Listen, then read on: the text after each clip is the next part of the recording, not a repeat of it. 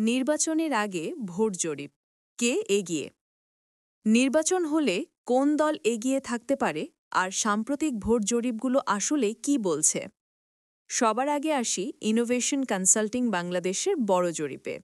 দেশজুড়ে ১০,০০০-এর বেশি ভোটারকে জিজ্ঞেস করা হয় এখন নির্বাচন হলে কাকে ভোট দিতেন ফলাফল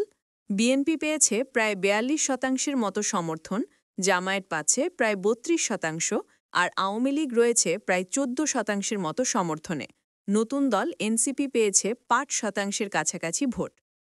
এবার তরুণদের দিকে তাকাই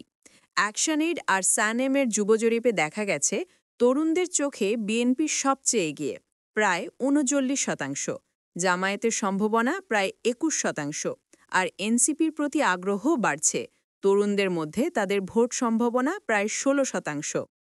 তবে সবচেয়ে গুরুত্বপূর্ণ দিক হল বিআইজিডি এর আরেকটি জরিপ বলছে দেশে প্রায় অর্ধেক ভোটারই এখনও সিদ্ধান্ত নেয়নি কাকে ভোট দেবে